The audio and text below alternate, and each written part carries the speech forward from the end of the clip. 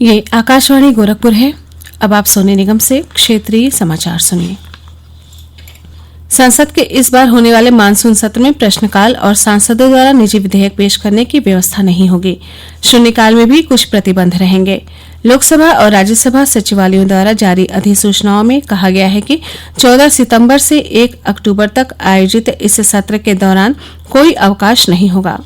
दोनों सदन शुक्रवार और रविवार को भी काम करेंगे। कोविड महामारी को देखते हुए दोनों सदनों की बैठक 2 पाली में सुबह 9 बजे से दोपहर 1 बजे तक और फिर दोपहर बाद 3 बजे से शाम 7 बजे तक होगी। पहले दिन को छोड़कर राज्यसभा की बैठक सुबह की और लोकसभा की बैठक शाम की पाली में होगी। देश में कोविड-19 से ठीक होने वालों की दर बेहतर होकर अब लगभग 77% हो गई है। अब तक इस संक्रमण से 29 लाख से अधिक लोग ठीक हो चुके हैं। पिछले 24 घंटों में 62,026 मरीजों को इलाज के बाद अस्पतालों से छुट्टी दी गई। स्वास्थ्य मंत्रालय ने कहा कि स्वस्थ होने वालों की दर में लगातार सुधार हो रहा है और अब ये कुल मामलों के 21.26% पर आ गया है। सक्रिय मामलों की तुलना में स्वस्थ होने वालों मरीजों की दर 3.6 गुना हो गई है। मंत्रालय ने कहा कि जुलाई के पहले सप्ताह से अगस्त के अंतिम सप्ताह तक संक्रमण से ठीक होने वालों की दर संख्या 4 गुना तक पहुंच गई है। सरकार द्वारा टेस्ट, ट्रैक और ट्रीट की रणनीति के कारण स्वस्थ होने वालों की दर बढ़ी है और मृत्यु दर में कमी आई है। इस समय देश में संक्रमण से होने वाली मौतों का प्रतिशत 1.76 है। पिछले 24 घंटों में 78,357 नए मामले सामने आए हैं। पिछले 24 घंटों में महाराष्ट्र, आंध्र प्रदेश, कर्नाटक, तमिलनाडु और उत्तर प्रदेश में कुल मामलों के 50% मरीज सामने आए हैं। इस समय देश में सक्रिय मामलों की संख्या 8,01,282 है। पिछले 24 घंटों में हुई 1,045 मौतों के साथ अब तक इस संक्रमण से 66,333 लोगों की मौत हो चुकी है। देश में पिछले 24 घंटे में 10,12,000 से अधिक कोविड नमूनों की जांच की गई। भारत में पिछले 5 महीनों में कोविड जांच क्षमता में काफी वृद्धि हुई है। इस वर्ष 23 मार्च को कोविड नमूनों की जांच के लिए केवल 160 प्रयोगशालाएं थी, जो आज बढ़कर 1,614 हो गई हैं। इनमें से 1,019 प्रयोगशालाएं सरकारी हैं, जबकि 595 निजी प्रयोगशालाएं हैं। अब तक लगभग 4,43,37,000 नमूनों की जांच की जा चुकी है। देश में संक्रमण दर में भी कमी आई है और ये लगभग 8.5% हो गई है। राजस्थान, उत्तर प्रदेश, पंजाब और मध्य प्रदेश में संक्रमण दर 5% से भी कम है।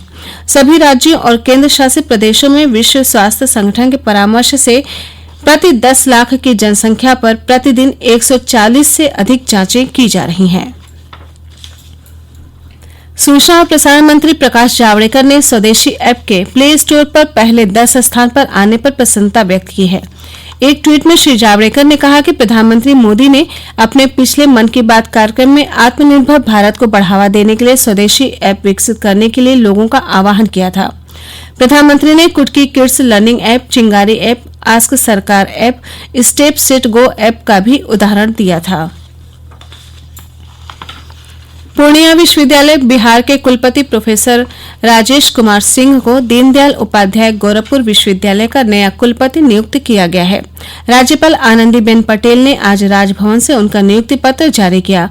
प्रोफेसर सिंह कार्यभार ग्रहण करने की तिथि से 3 वर्ष की अवधि के लिए कुलपति का कार्य करेंगे। अपनी आत्मनिर्भर भारत श्रृंखला में आज हम आपके लिए एक ऐसे मोबाइल ऐप के बारे में जानकारी लेकर आए हैं जिसका बिना किसी विदेशी सहायता के देश में ही विकास किया गया है। इलेक्ट्रॉनिक्स और सूचना प्रौद्योगिकी मंत्रालय के सहयोग से भारत सरकार ने भारतीय विशेषज्ञों से मोबाइल एप्लीकेशन के विकास के लिए नामांकन आमंत्रित किए थे।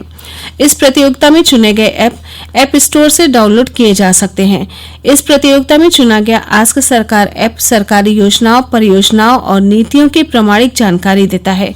ये ऐप 12 से अधिक भारतीय भाषाओं और कुछ विदेशी भाषाओं में भी जानकारी प्रदान करता है। प्रधानमंत्री नरेंद्र मोदी ने पिछले सप्ताह अपने मन की बात संबोधन में कहा था कि प्रामाणिक जानकारी के बारे में उत्सुकता रखने वालों के लिए ये ऐप बहुत उपयोगी है। महिला और बाल विकास मंत्रालय द्वारा आयोजित प्रधानमंत्री राष्ट्रीय बाल विकास पुरस्कार 2021 के लिए प्रविष्टियां भेजने की अंतिम तारीख 15 सितंबर तक बढ़ा दी गई है। ये पुरस्कार 2 श्रेणियों में प्रतिभाशाली बच्चों, व्यक्तियों और संगठनों को दिए जाते हैं। बाल शक्ति पुरस्कार पाने वाले बच्चे 26 जनवरी को राजपथ पर आयोजित गणतंत्र दिवस परेड में भाग लेते हैं। इसी के साथ क्षेत्रीय समाचारों का ये बुलेटिन समाप्त हुआ। नमस्कार।